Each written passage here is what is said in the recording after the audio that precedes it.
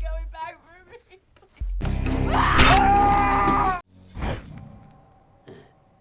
कहानी के शुरुआत में हमें बताया जाता है कि सन 1945 और 1962 के बीच में यूएस गवर्नमेंट्स ने 331 एटमॉस्फेयर न्यूक्लियर कंडक्ट किया और इसकी वजह से लोगों पर जो जेनेटिक इफेक्ट हुए हैं उसे गवर्नमेंट्स आज तक डिनायर है। अब यहाँ से हमें न्यू मैक्सिको डेजर्ट का सीन को दिखाया जाता है, जहाँ पर कुछ साइंटिस्ट किसी चीज को लेकर रिसर्च कर रहे थे कि तभी अचानक से उनके सामने खून से लथपथ एक आदमी आता है और वह काफी बुरी हालत में उनसे हेल्प मांग रहा होता है। लेकिन इससे पहले वह कुछ समझ पाते, एक म्यूट अपने एक्स से सभी को मार देता है। उन सभी को मारने के बाद उनके डेड बॉडी को अपने ट्रक में बांधकर घसीट हुआ लेकर जाता है। अगले सीन में हमें दोबारा से न्यूक्लियर टेस्टिंग को दिखाया जाता है और उनकी धमाके यानी उनके जेनेटिक इफेक्ट की वजह से जो बच्चे पैदा होते हैं वो भी देखने को मिलते हैं। आगे हमें एक डेजर्ट में एक गैस स्टेशन को दिखाया जाता है जिसका ओनर अंदर सो रहा था कि तभी अचानक उसे किसी की आवाज आती है। यह सुनकर वह अपना गन लेकर बाहर आता है। यहाँ पर हम देखते हैं कि वो आदमी किसी रूबी का नाम लेकर उसे पुकारने लगता है और उसे हर जगह ढूंढने लगता है और उसे ढूंढते ढूंढते वो गवर्नमेंट एरिया में चला जाता है और जब वह वापस आता है तब वह देखता है कि उसके गैस स्टेशन पर किसी ने अपना बैग रखा होता है। बैग को देखने के बाद वो आदमी जोर से चिल्लाते हुए कहता है कि सब खत्म हो चुका है, अब मैं तुम्हारा मदद नहीं कर सकता। थोड़ी ही देर के बाद वो दोबारा बाहर आता है और उस बैग को अपने स्टेशन के अंदर लेकर जाता है और इसी दौरान कोई उसे देख भी रहा था। उस बैग में कोई एक्सपेंसिव सामान भी होता है और उसी बैग में उसे किसी का कटा हुआ कान भी मिलता है। यह देखकर वह काफी सोचने लग जाता है। दरअसल यह कान उसी लड़की का था जिसका वह बैग था और यह बात तब पता चलता है जब हम उसी बैग में उस लड़की की तस्वीर को देखते हैं। यहाँ पर हमें यह बात भी पता चल जाता है कि यह आदमी भी उन म्यूट्स के लिए काम कर रहा था। यह आदमी काफी लालची था जो चंद पैसों के लिए कुछ भी कर सकता था कि तभी स्टेशन के बाहर कोई आ जाता है जो कि एक फैमिली होती है जो कैलिफोर्निया से सैंटियागो जा रहे थे। उस फैमिली में आदमी का नाम बॉब था और उसकी वाइफ का नाम एथल थी और उन्हीं के साथ उनके 3 बच्चे भी थे जिनका नाम ब्रेन, बॉबी और लिन था। लिन का हस्बैंड डग और उन्हीं के साथ उनकी छोटी बेटी कैथलीन भी होती है और उन्हीं के साथ 2 जर्मन डॉग भी थे जिन दोनों का नाम उन्होंने ब्यूटी और बिस्ट रखा हुआ था। कार में फ्यूल डलवाने के बाद जब सभी वहां से जा रहे थे तब जैक उन्हें हिल्स के बीच से एक शॉर्टकट रास्ता बताता है जो उनके मैप में तो बिल्कुल भी नहीं था। अब टाइम बचाने के लिए वे सभी उसी रास्ते पर चल देते हैं। अभी उन्हें आगे जाने में ज्यादा देर भी नहीं हुई थी कि तभी वहां पर कुछ स्पाइक जो कि हिडन थे उसकी वजह से गाड़ी की बैलेंस खराब हो जाती है और गाड़ी क्रैश हो जाती है और जोर से जाकर पत्थर से टकरा जाती है। इसी हादसे में उनका का टायर भी पंचर हो जाती है। उनके डॉग भी गाड़ी से उतरकर भाग जाते हैं और बॉबी उनको लेने उनके पीछे चला जाता है। बॉब समझ रहा था कि यह सब कुछ हाई टेम्परेचर की वजह से हुआ है। इनकी गाड़ी ऐसी जगह पर खराब हुआ था जहां पर दूर दूर तक कुछ भी दिखाई नहीं दे रहा था। बॉबी अपने डॉग्स को लेकर आता है लेकिन हम देखते हैं कि कोई उसे छुप कर देख रहा होता है। अब उन्हें वहां से निकलने के लिए कोई भी उम्मीद नहीं दिखाई दे रही थी। तब बॉब डिसाइड करता है कि हम अपनी हेल्प के लिए यहाँ से पैदल ही जाएंगे। बॉब वापस से उसी गैस स्टेशन पर दोबारा जाएगा और फिर वहां से अपना आगे का सफर तय करेंगे। वो एक गन खुद रख लेता है और एक गन अपने बेटे बॉबी को दे देता है क्योंकि डग ने गन रखने से इनकार कर दिया था। इसके बाद वो दोनों अपने अपने रास्ते पर निकल लेते हैं। जिसके बाद ब्रेंडा ट्रेलर का दरवाजा खोलती है कि तभी ब्यूटी वहां से भाग जाती है। उसे पकड़ने के लिए बॉब उसके पीछे जाता है। वो उसका पीछा करते करते वो काफी आगे की तरफ चला जाता है कि तभी उसे जमीन पर खून नजर आता है और वह खून का पीछा करने लगता है। तब वह देखता है कि किसी ने ब्यूटी को बीच से चीर फाड़ कर मार दिया था। यह देखकर वह काफी डर जाता है और वहां से फौरन भागने की कोशिश करता है कि तभी वो एक ऊंची जगह से नीचे गिरकर बेहोश हो जाता है। कुछ देर के बाद एक डिफॉर्म लड़की उसके पास आकर बैठ जाती है और वो लड़की कोई और नहीं बल्कि रूबी होती है। यहाँ पर हम देखते हैं कि रूबी बाकी म्यूट्स में से बिल्कुल भी नहीं थी। वो बॉबी को अपने भाई गगल से बचाना चाहती थी जो कि ऊपर बैठकर ब्यूटी का पैर कच्चा ही खा रहा होता है। दूसरी तरफ डग चलते चलते एक बहुत बड़े हॉल तक पहुंच जाता है जहां पर बहुत सारी गाड़ियां खड़ी की गई थीं। जब वह गाड़ियों के पास जाकर देखता है तो उसे पता चलता है कि सारी की सारी गाड़ियां खराब हो चुकी होती हैं और कोई भी चलने चलने के काबिल नहीं होता। यहाँ पर बॉब को गैस स्टेशन तक पहुँचते पहुँचते रात हो जाती है। वहाँ पर वह जैक को ढूंढता हुआ अंदर चला जाता है। तब उसे अंदर वही बैग नजर आता है जिसमें मेन वही कटा हुआ कान रखा गया था। वहाँ पर उसे और भी बहुत से सामान मिलते हैं कि तभी बॉब की नजर वहाँ पर लगे हुए न्यूज़पेपर के हेडलाइंस पर पड़ती है। यह देखकर वह समझ जाता है कि आखिर यहाँ पर क्या चल रहा है। वह बाहर खड़ी एक कार को लेकर जाने की कोशिश ही करता है कि तभी उसे जैक की चिल्लाने की आवाज सुनाई देती है। वो गाड़ी से उतर कर उसे देखने के लिए जाता है। जैसे ही बॉब जैक के पास जाता है तब जैक अपने गंड से ही अपने सिर को उड़ा देता है। यह देखकर वो डर जाता है और वहां से भागने का फैसला कर लेता है। वो तुरंत गाड़ी को स्टार्ट करने की कोशिश ही करता है, लेकिन उसी गाड़ी में एक म्यूट हैंड छुपा था। वो बॉब को काफी ज्यादा मार देता है और मार मार कर बेहोश कर देता है और वहां से उसे लेकर जाता है। बॉबी भी अभी तक वापस नहीं आया था, इसीलिए बॉबी को ढूंढने के लिए ब्रेंडा चली जाती है। यहाँ पर रूबी अभी तक उसी के पास बैठी होती है और जैसे ही वो ब्रेंडा की आवाज सुनती है तो वो वहां से भाग जाती है। जिसके बाद ब्रेंडा बॉबी को लेकर वापस ट्रेलर के पास आ जाती है, लेकिन बॉबी उन तीनों को कुछ भी नहीं बताता कि तभी अचानक से वहां पर कुछ हरकत होती है। बॉबी उन तीनों को अंदर रुकने को बोलकर खुद बाहर देखने को जाता है। तभी वहां पर डग आ जाता है और डग बताता है कि यहाँ आगे से सड़क खत्म हो गई है और इसके आगे कोई भी रास्ता नहीं है जो हम आगे जा सकें। यह सुनकर बॉबी उन्हें कुछ नहीं बताता है। डग कहता है कि अगर 12 बजे तक बॉब वापस नहीं आए तो हम उन्हें ढूंढने जाएंगे। यह कहकर वो सभी रेस्ट करने लगते हैं। डग और लेन कार में होते हैं और बाकी सारे ट्रेलर में वो सभी लोग सो जाते हैं, लेकिन बॉबी अभी तक जाग रहा होता है। वह बाहर बिस्ट को ढूंढने के लिए निकलता है कि तभी उनकी गाड़ी में एक प्लूटो नाम का म्यूट घुस जाता है जो ब्रेंडा को दबोच लेता है। कि तभी बाहर बॉबी को भी कुछ दिखाई देता है। वह फौरन जाकर डग को जगा देता है। यहाँ पर बॉबी सब कुछ उन लोगों को बता देता है। तभी उन्हें किसी की चीखें सुनाई देती हैं और यह सब देखते हैं कि वह चीख किसी और की नहीं बल्कि बॉब की होती है और बॉब को एक पेड़ में बांधकर उन म्यूट्स ने उसके शरीर में आग लगा दी होती है। यह देखते हुए वे सभी बॉब को बचाने के लिए आगे बढ़ते हैं और इसी दौरान एक म्यूट उनके गाड़ी में घुस जाता है और इसका नाम लिजर्ड था। यहाँ पर बॉब उनके आंखों के सामने मर जाता है, लेकिन वो उसके लिए कुछ भी नहीं कर रहे थे क्योंकि उनके पास बॉब को बचाने के लिए किसी भी तरह का सामान नहीं था। लिम को ब्रेंडा की चिल्लाने की आवाजें आती हैं। वो अंदर जाकर देखती है कि लिजर्ड ने उसकी बच्ची को भी पकड़ा हुआ था। लिजर्ड उसकी बच्ची के ऊपर गन पॉइंट करके उसके साथ जबरदस्ती करने की कोशिश करता है, लेकिन तभी फौरन वहां पर एथल आ जाती है और पीछे से वह उस पर अटैक कर देती है। लेकिन इससे पहले कि वह कुछ कर पाती, लिजर्ड उसे शूट कर देता है। गोली की आवाज को सुनकर डग और बॉबी गाड़ी की तरफ भागने लगते हैं। यहाँ पर लिजर्ड ब्रेंडा को शूट करके मारने ही वाला था, लेकिन उससे पहले लिन एक स्क्रू ड्राइव को उसके पैर में घुसा देती है। गुस्से में आकर लिजर्ड उसे भी शूट कर देता है। जिसके बाद अब लिजर्ड कैथलीन को लेकर वहां से जा रहा था कि तभी वहां पर डग और बॉबी पहुंच जाते हैं। डग जैसे ही ट्रेलर में आकर देखता है जो लिन अब मर चुकी है। यह देखकर वो काफी दंग रह जाता है कि तभी उसे अपनी बेटी का ख्याल भी आता है और वो उसे खोजने लगता है, लेकिन उसे कैथलीन वहां पर कहीं दिखाई नहीं दे रही थी, यानी उसे उठाकर वो म्यूट्स ले गए हैं। गॉगल काफी देर से उन लोगों पर नजर रखा हुआ था कि तभी एक डॉग उस पर हमला कर देता है। एथल अभी भी जिंदा थी, लेकिन कुछ देर के बाद देखते ही देखते उनके आंखों के सामने मर जाती है। यह देखकर गुस्से में आकर बॉबी उन सभी को मारने के लिए बाहर जाता है, लेकिन डग उसे रोकने की काफी कोशिश करता है कि तभी उसी दौरान उन्हें किसी म्यूट्स की बाहर से आवाज आती है और जब ये दोनों बाहर जाकर देखते हैं तब बिस्ट अपने मुंह में दबाकर गोगल के हाथ में एक हॉकी टॉकी लेकर आया था। अगले सुबह डग बिस्ट के साथ अपनी बेटी को ढूंढने के लिए जाता है। बिस्ट उसे एक माइंड में लेकर जाता है जो उसी माइंस में इन सभी म्यूट्स की कब्रें थी, यानी यह जगह उन म्यूट्स का कब्रिस्तान था। और वो देखता है कि कहीं दूर विलेज में न्यूक्लियर टेस्टिंग हो रही है। यहाँ दूसरी तरफ हम देखते हैं कि बॉबी और ब्रेंडा उन म्यूट्स को मारने के लिए ट्रैप बिछा रहे होते हैं। यहाँ पर डग उस विलेज में चला जाता है और वहाँ पर उसे उसकी बेटी मिल जाती जो एक घर में होती है। वह अपने बेटी को लेने के लिए उस घर में जाता है कि तभी उसके सामने एक म्यूट आ जाता है और इसे देखकर डग छुप जाता है। उस म्यूट को वहाँ से जाने के बाद डग घर में घुस जाता है कि तभी वह अंदर बिग मामा को देखता है जो कि टीवी देख रही थी। वो किसी तरह से बिग मामा से बचकर कैथलीन के पास जाता है और उसे वहाँ से लेकर जाने लगता है, लेकिन बिग मामा उसे देख लेती है और डग को मारकर बेहोश कर देती है। और जब उसे होश आता है तब वह देखता है कि उसी के साथ और भी बहुत ज्यादा ह्यूमन बॉडी पार्ट्स पड़े हुए हैं। वो एक फ्रीजर में होता है, लेकिन वह किसी तरह वहां से निकलकर बाहर आ जाता है और धीरे धीरे आगे बढ़ने लगता है कि तब भी उसे एक बिग ब्रेन नाम का एक और म्यूट नजर नजर आता है। यहाँ पर हमें इन म्यूट्स की वजह से उन म्यूट्स के बारे में कुछ इन्फॉर्मेशन मिली। बिग ब्रेन डक को बताता है कि हमें सिटी से निकाल दिया गया था और यहाँ पर हम माइंड में आकर छुप गए और यहाँ पर बहुत सारे न्यूक्लियर बॉम्ब वगैरह गिरे और उसकी रेडिएशन की वजह से वो जेनेटिकली डिफॉर्म बन गए। डग उसे कैथलीन के बारे में पूछता है, लेकिन वो उसे कुछ भी बताने से इनकार कर देता है कि तभी अचानक से वहां पर प्लूटो आकर उस पर हमला कर देता है। वो एक कुल्हाड़ी के जरिए लिए वो उसकी 2 उंगलियां काट देता है, लेकिन काफी लड़ाई के बाद डग उसे भी मौत का नींद सुला देता है। वो देखता है कि सिस्ट वहां पर गन लेकर आ रहा है, जिसे डग छुप कर देख रहा था और उस पर हमला करके उसे भी मौत के घाट उतार देता है। बिग ब्रेन रेडियो पर लिजर्ड को यह ऑर्डर देता है कि वो उसकी बच्ची को मार दे। ये सुनकर बिस्ट उसे मार देता है। डग कैथलीन को ढूंढने एक दूसरे घर में जाता है, लेकिन उसे अपने बच्ची के अलावा बहुत सारे डिफॉर्म बच्चे नजर आते हैं। यहाँ पर लिजर्ड जब कैथलीन को मारने जाता है तब वह देखता है कि वहाँ पर तो कैथलीन की जगह पर एक पिग होता है। दरअसल रूबी कैथलीन को लेकर वहाँ से भाग चुकी थी। दूसरी तरफ बॉबी की मदर की डेड बॉडी वहाँ से गायब हो चुकी थी और जब वे उसे ढूंढने जाते हैं तब वह देखते हैं कि जुपिटर नाम का म्यूट हैंड बॉबी की डेड बॉडी को खा रहा होता है। जुपिटर उन सभी म्यूट्स का लीडर था। जैसे ही वह उन्हें देखता है वो उनके पीछे ही पड़ जाता है और किसी तरह करके वो उसे अपने ट्रैप में फंसा लेते हैं। और जैसे ही वो ट्रेलर का दरवाजा खोलता है कि एकदम जोर से ट्रेलर ब्लास्ट हो जाता है। रूबी कैथलीन को लेकर डक के पास पहुंच जाती है और उसे देने ही लगती है कि तभी वहां पर लिजर्ड भी आ जाता है, जिसे देखकर डग उसे शूट कर देता है। रूबी डग को उसकी बेटी दे देती है और इसी दौरान लिजर्ड भी अचानक से खड़ा होकर डग को गोली मारने की कोशिश करता है, लेकिन यह देखते हुए रूबी उसे लेकर पहाड़ से कूद जाती है और उसी के साथ खुद मर जाती है। यहाँ पर बॉबी देखता है कि अभी भी जुपिटर जिंदा होता है। यह देखते हुए ब्रेंडा उसे पूरी तरह से खत्म कर देती है, जिसके बाद वह देखते हैं कि डग अपने बेटी के साथ वापस आ रहा है। वो दोनों उसे देखकर काफी खुश हो जाते हैं। तभी हम देखते हैं कि अभी भी कोई उन्हें देख रहा होता है और इसी के साथ यह कहानी यहीं पर खत्म हो जाती है। और इस मूवी का पार्ट 2 देखने के लिए कमेंट में पार्ट 2 लिखना ना भूलें। Thanks for watching.